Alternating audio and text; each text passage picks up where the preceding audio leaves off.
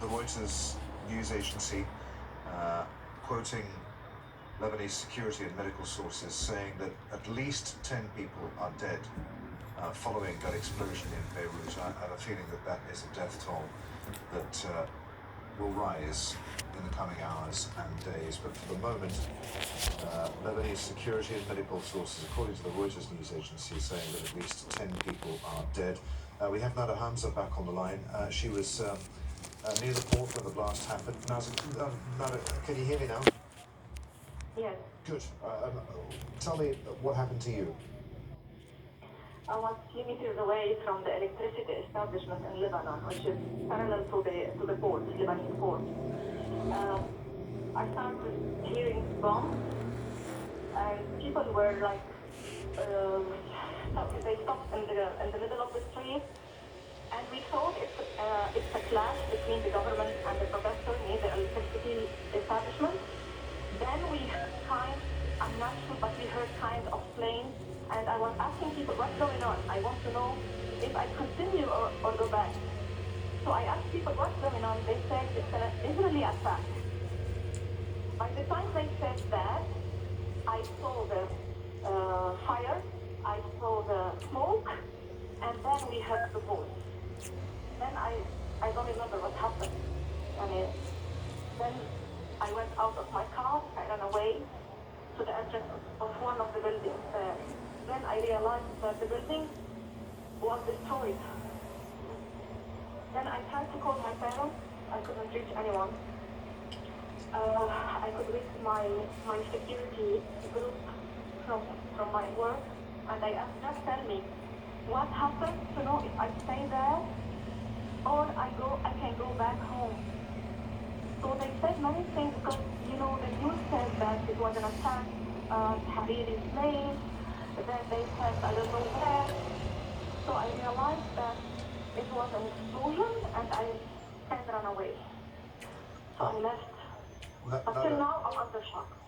Israel has issued a statement denying any involvement in what happened in Beirut today. You were clearly in a state of shock, but were you physically harmed? Were you okay?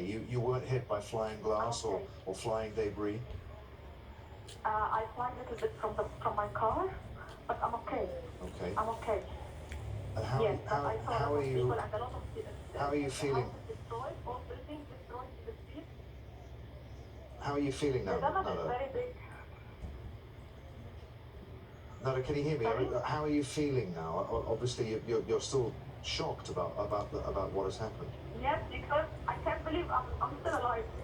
I can't believe.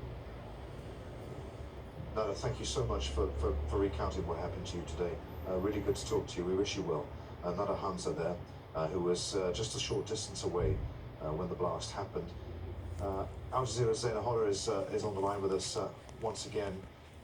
She's been talking to us since minutes after this explosion hit, and she's made her way to the port area, which is what you're looking at now, the seat of this explosion, where there is still a fire burning.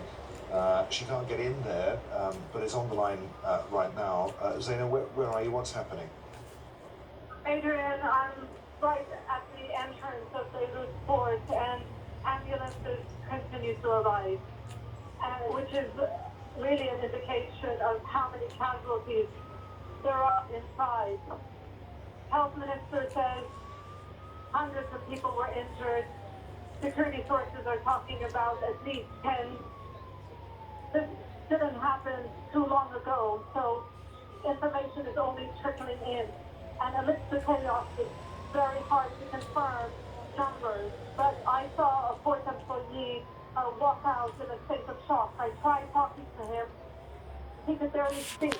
I told him, what happened?